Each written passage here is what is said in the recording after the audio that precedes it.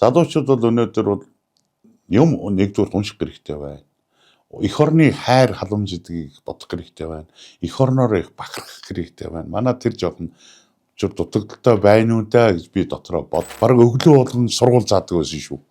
Энэ бол биднээс их сургамж болж үлдсэн. Амьдрал өөрөө та нарт юм зааж өгнө. Олон орчинд өссөн, олон янзын боловсролтой, олон янзын үзэл бодолтой хүүхдүүдийг хүмүүжүүл дагуулж хамт явуулж төрөлсөн өмнө хүлээсэн үүргийг хэрэгжүүлж ажиллах амаргүй шүү дээ.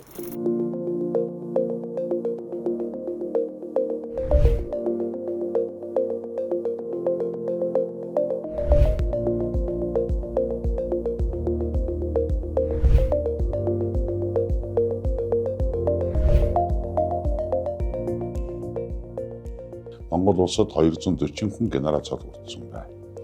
Тэгээ энэ бол их айхтар нэр хүндтэй цол.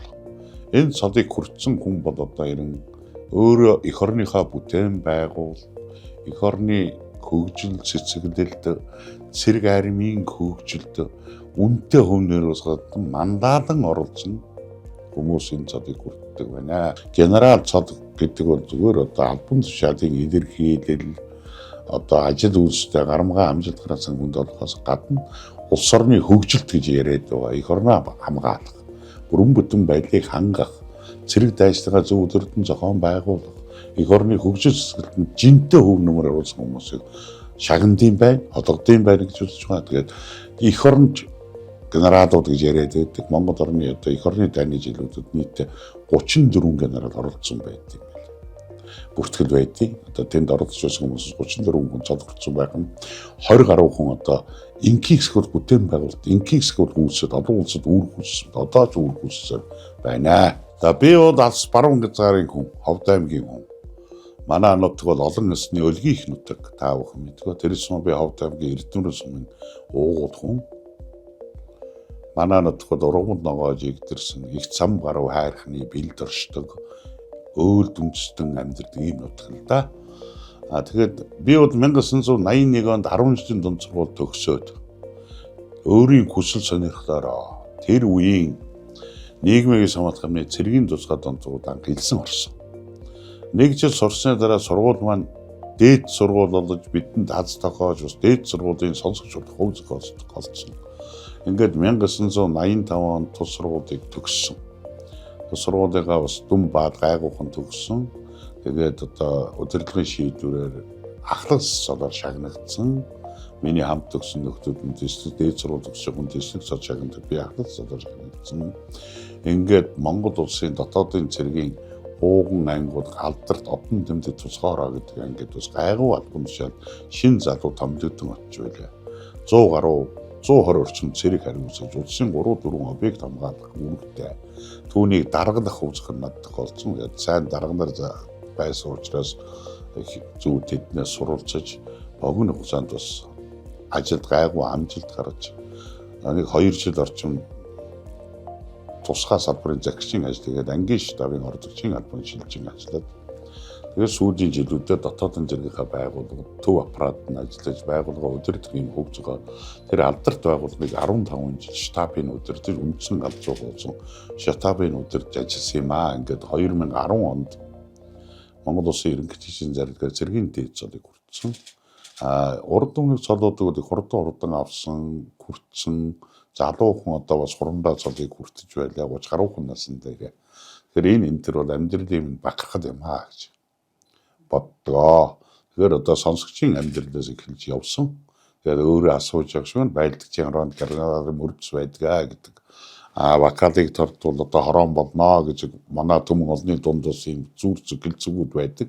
Түүнтэй адилхан одоо цэрэг армиас дамжиж доод шатнаас нь дээшээ хөгжиж ингэж ажилласан юм аа. Тэр үе чи одоо нийгэм өөр нийгэм байсан. Социалист нийгэм 80 гэдэг юм тийм ээ.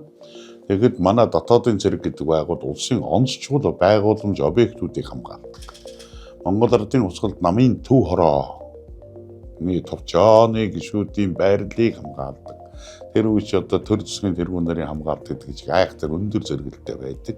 Нөгөө тал Монгол улсад айлчилж байгаа гадаадын өндөр дээд хэмжээний зочдын байрлах байрын аюулгүй байдлыг хариуцах энэ бол өстой өндөр хариуцлага үүргүүд байдаг. Тэнд ирж байгаа цэрэг дайчдыг тэг зөв хүмүүжүүдийг сургах, албанд нь дадлгажуулах энэ чиглэлээр одоо нойр хоолон хасаа залуу бас дарга нарын одоо халамж анхааралд явж өдийг хүрсэндийг талархаж байдаг.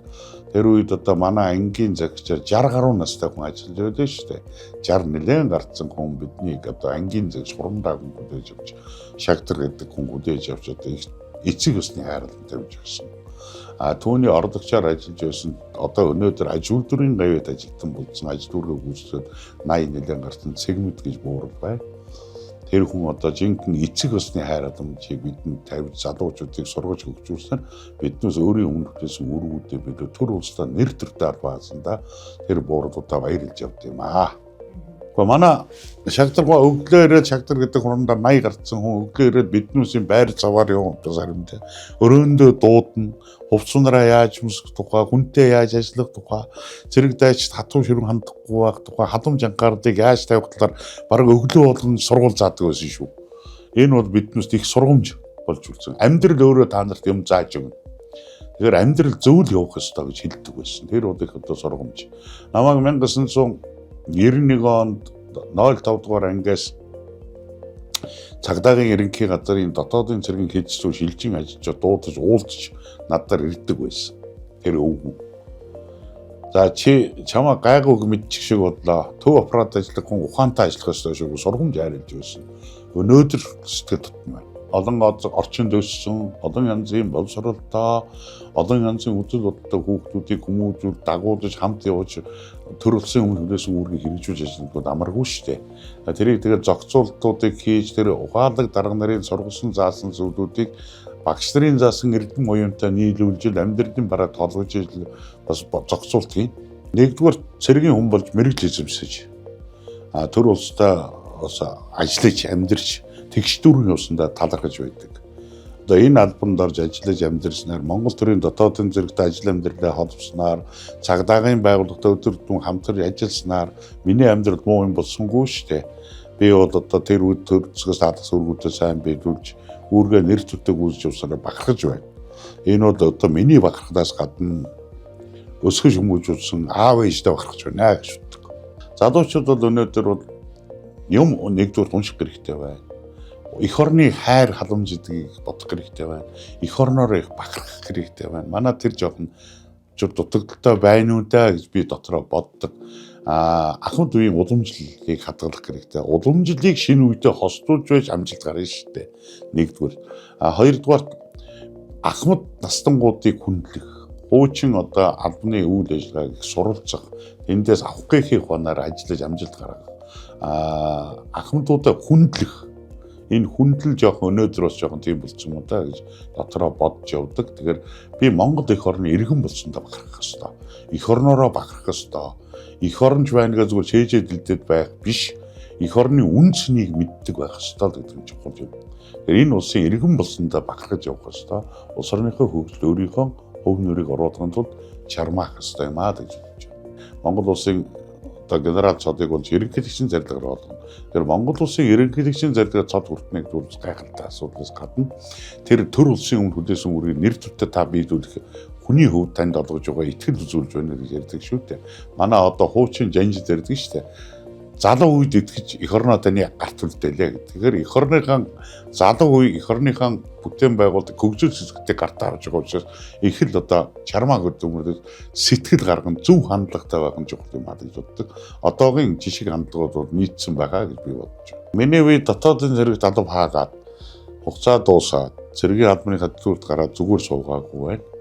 Дотоод цэргийн их сургууль өнөөдөр дотоодын цэрэг судлалыг хөгжүүлэх чиглэлээр судалгааны ажлуудаа хийсээр л байна. Хийж ажилласаар байна. Одоо 4-5 дахь жилдээ ажиллаж байна. Ингээд залуучуудад бас Монгол төрийн дотоодын цэргийн байгууллагын зохион байгуулалт, Монгол төрийн дотоодын цэргийн эх орны өмнө хүлээсэн үүргүүдийг хэрэгжүүл биелүүлсэн байдал, цаашдаа энэ байгууллагын хөгжил сэсгэлд ямар төвшөнд явуулах нь зүйтэй, ямар чиглэлийг барьж явах нь зүйтэй гэдгийг одоо судлаж үзэж, архивын баримтуудаар тулгуурн судалгаа хийж үзэн ажиллаж байна. Энэ залуучуудын нэгдүгээр залуучууд тэрг болох байх. Хоёрдугаар Монгол улсын дотоодын цэргийн хөгжил цэцгэлтэнд бас хөв нэмэр оруулах болов уу гэсэн юм бодлогоор ажиллаж дарга нарт бас санаа оноонууд хэлж судалгааны зүйлүүд харж үзэж ингэж явуулж байна. Саяхан одоо дотоодын цэргийн байгууллага сөрөн дэсвэр чадварыг бэхжүүлэхэд төрийн цэргийн болон хууль зохиол байгууллагатай хэрхэн хамтарч ажиллах вэ? Өнөөгийн байдал ямар байна вэ?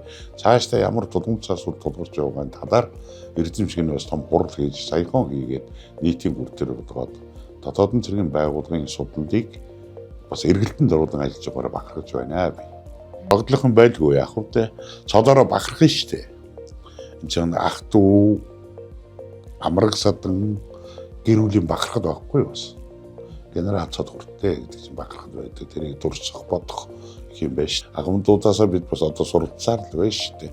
Тэгээд нэг өдөр сайхан дурсам шууч хөөрөөгөө ярьж сайхан өнгөрөөж байгаа нь бас талархалтай байт юм аа. Ингээд Монгол улсад цэргийн дээд цод хүртсэн нийт генералууд тэдний гэр бүл үр хүүхдүүд сайн сайхныг хүсэж байна.